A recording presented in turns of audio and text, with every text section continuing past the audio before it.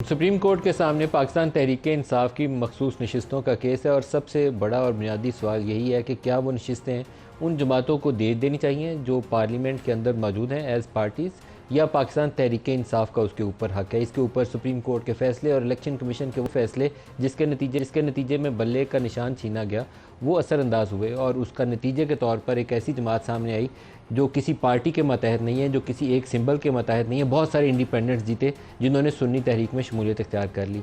तो इसके ऊपर आज जजेस ने बहुत पावरफुल ऑब्जर्वेशंस भी दी, रिमार्क्स भी दिए और आइंदा आने वाले दिन जब इस केस का फ़ैसला होगा पाकिस्तानी सियासत का एक नया रुख मुतय्यन हो सकता है। आज सबसे पहले जस्टिस मंसूर साहब का एक शॉट आपको सुनवाना चाहूँगा जिसके अंदर वो पूछ रहे हैं कि क्या अगर एक जमात हो जिसके पास सिर्फ एक नशिस्त है और बाकी पार्लिमान आज़ाद अरकान पर मुश्तमिल हो तो क्या सब नशिस्तें उनको दे दें? सुनिए क्या कह रहे हैं। Example makes things very clear to me that there is only one political party with one seat and the rest are independents. This one vote would entitle them to a certain percentum in the reserved seats. That could be perhaps one for the sake of argument. And that's it. They can't say that we are just one political party with one seat in the parliament. We'll get 70 now. Is that possible? Why not? Is it possible? Because when the constitution says so. I think it doesn't say that way. काजी फ़ायद ईसा साहब कह रहे हैं कि ये हो सकता है, लेकिन पूरी इस सारी कार्रवाई के अंदर हमें justice Mansoor, justice Munib, justice Athar Minallah बहुत वोकल नज़र आते हैं। जस्टिस मंदोखेल, जस्टिस आयशा बहुत वोकल नज़र आते हैं। इशूज़ क्या रेज़ करते हैं?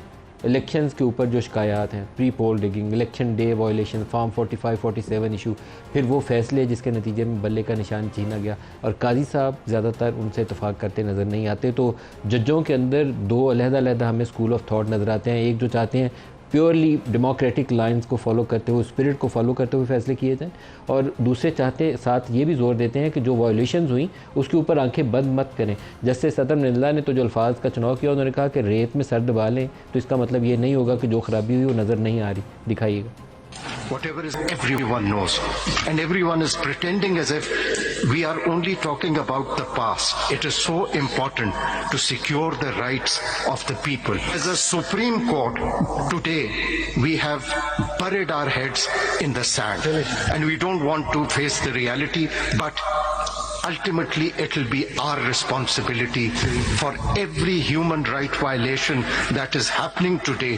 The enforced disappearances, I mean, we don't let them speak. We say that it's a political issue. It is not a political issue.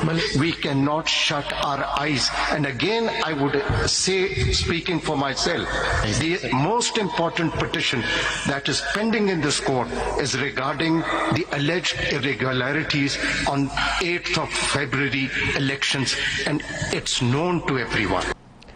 इससे आगे चलकर एक बड़ा इंटरेस्टिंग नुक्ता उठाया जस्टिस अतर साहब ने उन्होंने बल्ले के निशान छीने जाने का जिक्र किया। ये इलेक्शन कमीशन ने इंट्रा पार्टी इलेक्शन ना करवाने पर बल्ले के निशान से पार्टी को महरूम किया था। पार्टी के उनके सारे अरकान थे उनको इंडिपेंडेंट करा दे दिए। मामला सुप्रीम कोर्ट के सामने आया, सुप्रीम कोर्ट ने उसकी तौसीक कर दी और बाद में हुआ ये कि पीपल्स पार्टी के जितने अरकान थे वो कोई चिमटे के निशान पे, कोई जूते के निशान पे, कोई बैंगन के निशान के ऊपर इलेक्शन लड़ रहा था और इस खराबी की बुनियाद वो फैसला बना।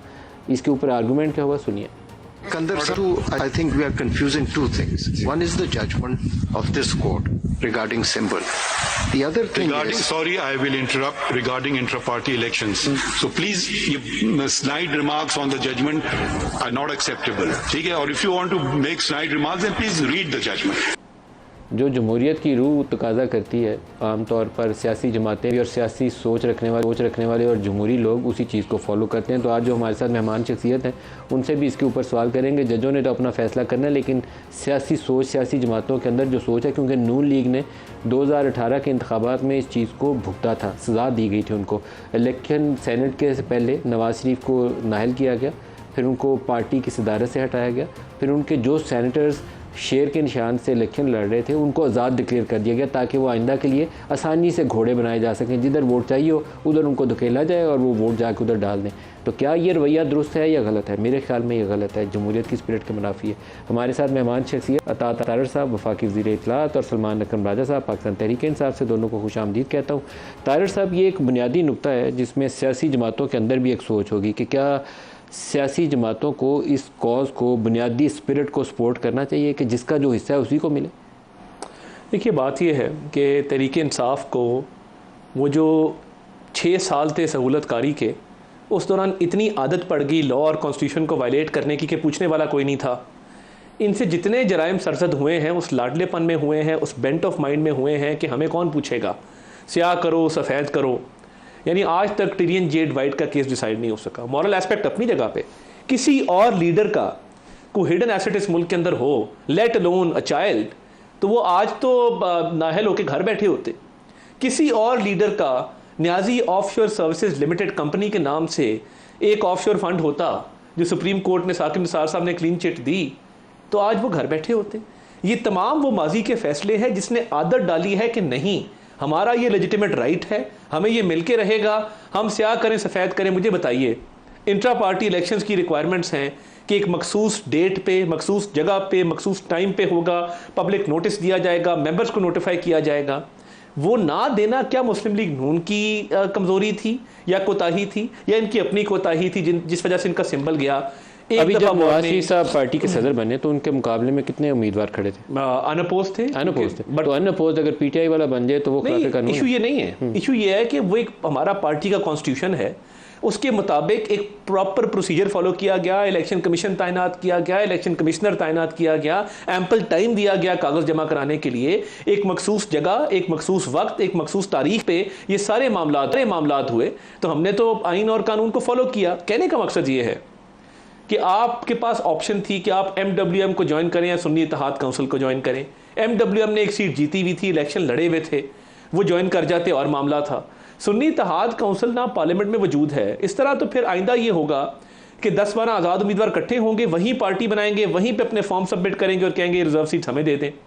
क्या इलेक्शन के वक्त एक रूल है कि मैंने बतौर पॉलिटिकल पार्टी अपनी मखसूस नशिस्तों की खवातीन और माइनॉरिटीज़ की लिस्ट आवेज़ा करनी है ताकि मुझे वोट देने वाले ये फैसला कर सकें कि मेरी इस लिस्ट की चॉइस पर वो अग्री करते हैं कि नहीं करते।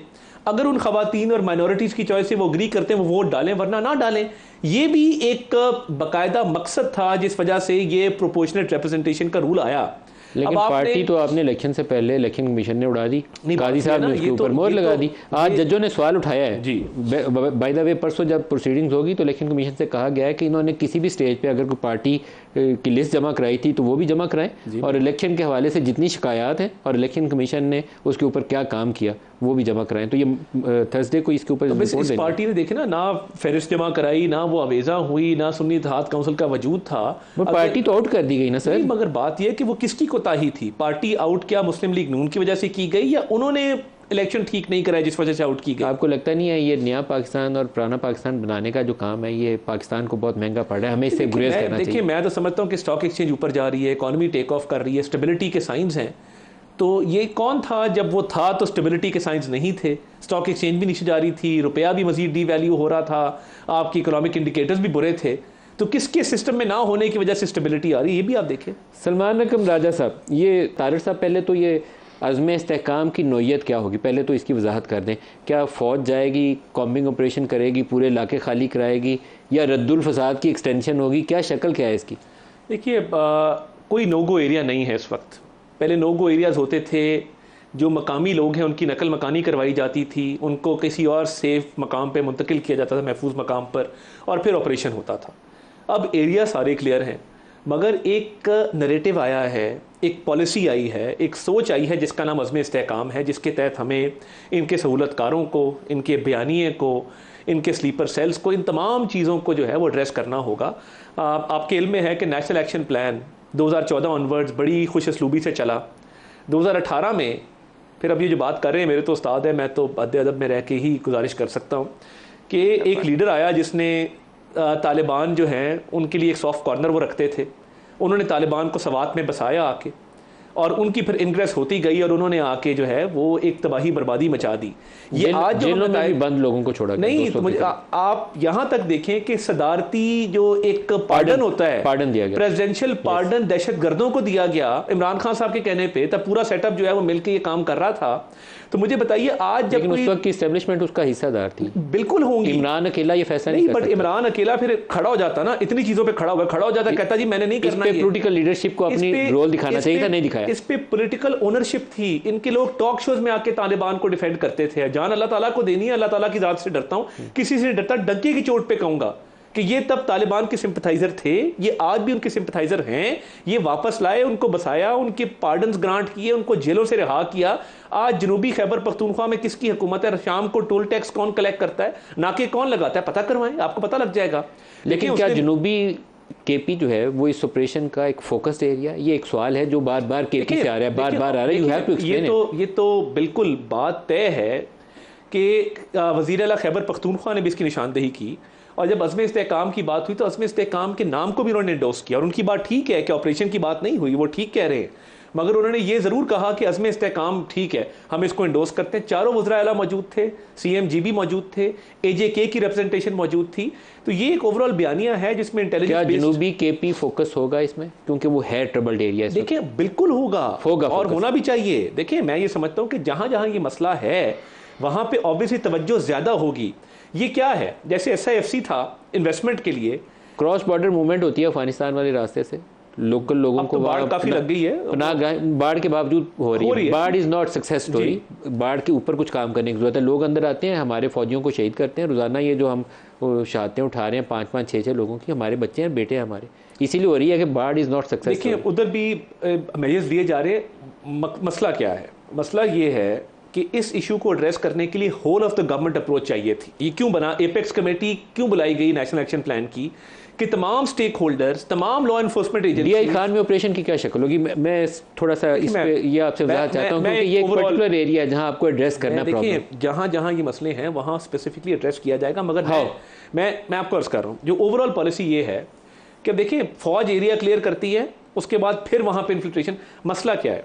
हमने ये एपेक्स कमेटी क्यों बुलाई नेशनल एक्शन प्लान की, कि तमाम इंटेलिजेंस इदारे, तमाम लॉ एनफोर्समेंट एजेंसीज, तमाम सिविल एडमिनिस्ट्रेशन वहाँ मौजूद थी, वज़रा आला मौजूद थे, कि अब ये कोहीजन चाहिए। अज़्म इस्तेहकाम इस चीज़ का नाम है कि अब मिलजुल के जनूबी इज़्ला में फौज ऑपरेशन करेगी, देखिए होल्ड करेगी, और उसके बाद जो लोकल लॉ एनफोर्समेंट है उसको आप स्ट्रेंथन करेंगे। यही 3 pronged होंगे ना। जो अज़्म इस्तेहकाम की स्पिरिट है कि अब मिलजुल के होगा, इसमें पुलिस भी किरदार अदा करेगी, इसमें बाकी इदारे भी करेंगे। ये मिलजुल के लीड रोल किसका है? फौज का। देखिए इसमें लीड रोल जो है वो एपेक्स कमेटी का है। एपेक्स कमेटी के तहत फिर रोल्स डिफाइन होंगे। You have to explain it, क्योंकि यहाँ आपको मेरे ख्याल में कुछ असला में फौजी ऑपरेशन दोबारा करने हैं, आपको इसकी ओनरशिप लेनी है, तो आपको कौम को बताना पड़ेगा। देखिए बिल्कुल वो कौम को बताएंगे। जनूबी इज़्ला के अंदर आपको फौजी ऑपरेशन करने हैं, वहाँ होल्ड करना है आपने, फिर लोकल लॉ एनफोर्समेंट को स्ट्रेंथन करना। देखें इसमें मकामी लोगों ने भी किरदार अदा करना है, पुलिस ने भी करना है, इंटेलिजेंस इदारों ने भी करना है, फौज ने भी करना है। ये whole of the government approach ली गई है कि वंस एंड फॉर ऑल इस मेनेस को जो है वो रूट आउट किया जाए, इसको जड़ से उखाड़ा जाए। करते नहीं है।